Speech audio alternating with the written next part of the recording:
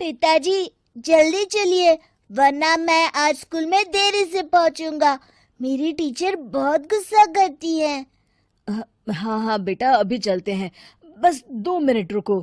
तभी रमेश की पत्नी कमरे से बाहर आती है और रमेश से कहती हैं, सुनिए जी, आज शाम को आप ऑफिस से जरा जल्दी घर आ जाइएगा। याद है ना, आज आपको मुझे शॉपिंग कराने के लिए लेकर जाना है। अरे भाग्यवान, इस महीने हाथ जरा तंग है। मेरी मानो तो शॉपिंग का विचार कुछ दिनों के लिए अपने दिमाग से निकाल ही दो।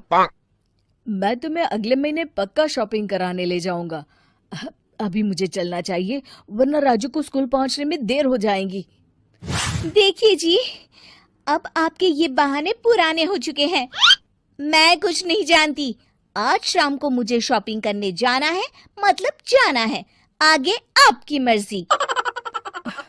अच्छा ठीक है भाग्यवान, अब तुम पूरा घर सर पर मत उठाओ, मैं कुछ करता हूँ। इतना कहकर रमेश अपने बेटे राजू को लेकर वहां से चला जाता है। घर से निकलने के लिए रमेश जैसे ही अपनी मोटरसाइकिल शुरू करता है, तभी उसकी माँ उसे आवाज देकर कहती है, अरे रमेश, आज शाम को मुझे कुछ पैसे दे देना। याद है ना, मैंने तुझसे कहा था कि मुझे मंदिर में चढ़ावा चढ़ाना है। अरे माँ, मेरी तनख्वाह आने में अभी 10 दिन बचे हैं। अभी मेरे पास बिल्कुल पैसे नहीं है। हाँ, मेरी तनख्वाह मिलते ही मैं तुम्हें पैसे दे दूंगा। रमेश की माँ चिढ़कर कहती हैं, अरे तेरा दिमाग तो खराब नहीं हो गया? मैंने तेरे भरोसे मंदिर के पुजारी जी से वादा कर दिया है और तू कह रहा है कि पैसे नहीं है। अब मैं पुजारी जी को क्या जवाब दूंगी? तुझे तो मेरी इज्जत की भी कुछ परवाह नहीं है। अच्छा ठीक है माँ, अब तुम गुस्सा मत करो, मैं शाम तक कुछ इंतजाम करता हूँ। इतना कहकर रमेश वहां से चला जाता है। फिर दोपहर को जब रमेश अपने दफ्तर में बैठा होता है, तब उसे अपनी पत्नी और माँ की बातें याद आती हैं। रमेश अपने दफ्तर के एक साथी मोहन से कुछ रुपए उधार मांगता है। अरे भाई मोहन, मेरा एक छोटा सा काम कर दो, मुझे कुछ रुपयों की सख्त जरूरत है। मुझे कुछ दिनों के लिए क्या तुम रुपए उधार दे सकते हो? अरे रमेश भाई, मैं तुम्हें पैसे उधार तो दे सकता हूँ, लेकिन मुझे वक्त पर पैसे लौटा देना। वैसे भी मेरा मानना है कि दोस्ती यारी में कभी पैसों का व्यवहार नहीं करना चाहिए। ये कहावत तो तुमने सुनी ही होगी कि उधार प्रेम की कैंची है। मैं नहीं चाहता कि पैसों को लेकर हमारा रिश्ता खराब हो। अरे मोहन, तुम बिल्कुल चिंता मत करो, मैं तुम्हारे पैसे वक्त पर लौटा दूंगा। फिर मोहन रमेश को पैसे दे देता है।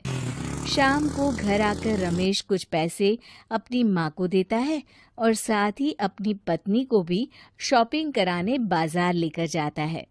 रमेश की पत्नी और उसकी माँ का स्वभाव जरूरत से ज्यादा खर्चीला होने के कारण दोनों हमेशा बेवजह पैसे खर्च करती हैं। फिर एक दिन, सुनिए जी, अगले हफ्ते हमने छुट्टियों में कहीं बाहर जाने का प्लान बनाया था। आपने पैसों का इंतजाम कर लिया ना? अरे अभी कहाँ, अभी तो मेरे पास बिल्कुल पैसे नहीं है। हम कभी और चले जाएंगे। देखिए जी, मैंने सभी सहेलियों से कह दिया है कि मैं बाहर घूमने जा रही हूँ। अगर मैं नहीं गई तो सब मुझ पर हंसेंगी। आप कहीं से भी पैसों का इंतजाम कीजिए जी। इतना कहकर रमेश की पत्नी वहां से चली जाती है। वहीं दूसरी तरफ रमेश की माँ भी तीर्थ यात्रा जाने की जिद करती है और रमेश से पैसे मांगती है। फिर अगले दिन रमेश एक सेठ से पैसे उधार लेकर अपनी पत्नी और बेटे को घुमाने ले जाता है और अपनी माँ को भी तीर्थ यात्रा पर भेज देता है। लेकिन जैसे ही रमेश अपनी छुट्टियां बिताकर वापस आता है, कर्जदार उसका जीना मुश्किल कर देते हैं। इतना ज्यादा कर्ज एक साथ अपने ऊपर देख रमेश काफी परेशान रहने लगता है। फिर एक दिन राजू की स्कूल की फीस वक्त पर न भर पाने के कारण रमेश को स्कूल में बुलाया जाता है। स्कूल के प्रिंसिपल साहब रमेश को सख्त हिदायत देते हैं कि अगर वक्त पर स्कूल की फीस नहीं भरी गई तो उनके बेटे का नाम स्कूल से काट दिया जाएगा। अपने बेटे की स्कूल की फीस भरने के लिए रमेश अपने दोस्त गिरधारी से कुछ पैसे उधार ले लेता है और स्कूल की फीस भर देता है। रमेश की माँ और उसकी पत्नी खर्चे और घर की जिम्मेदारी संभालते संभालते धीरे धीरे रमेश पूरी तरह कर्ज में डूब जाता है। और तभी एक दिन दफ्तर में काम करते समय रमेश की तबीयत अचानक बिगड़ जाती है और वो बेहोश होकर गिर पड़ता है। उसे जल्दी से पास के एक अस्पताल में भर्ती कराया जाता है। रमेश के घर वालों को ये बात पता चल जाती है तो वे सभी अस्पताल पहुंचते हैं। अस्पताल के डॉक्टर साहब उन्हें बताते हैं, देखिए, देर रात तक जागने और जरूरत से ज्यादा काम करने की वजह से इन्हें चक्कर आ गया था। बेहतर यही होगा कि इन्हें कुछ दिनों के लिए पूरी तरह आराम करने दिया जाए। रमेश की हालत देखकर उसके बेटे राजू को बहुत गुस्सा आता है और वो अपनी दादी और माँ से कहता है, माँ, दादी, मैं इतना छोटा हूँ, फिर भी मैं इतना समझता हूँ कि पिताजी दिन रात दफ्तर में काम करके पैसे कमाते हैं। पिताजी अकेला पूरा घर संभालते हैं और आप दोनों अपने फिजूल के खर्चों के लिए उन पर दबाव डालते रहते हैं। आज पिताजी की हालत के जिम्मेदार तो आप दोनों हैं। राजू की समझदारी भरी बातें सुनकर रमेश की माँ और पत्नी को अपनी गलती का एहसास होता है और दोनों की आंखों में आंसू आ जाते हैं। फिर कुछ दिनों के बाद रमेश की तबीयत एकदम अच्छी हो जाती है और वो पहले की तरह अपने काम पर जाने लगता है। रमेश की माँ और पत्नी अब उसे किसी प्रकार की कोई तकलीफ नहीं देते और ना ही उससे किसी चीज की मांग करते हैं।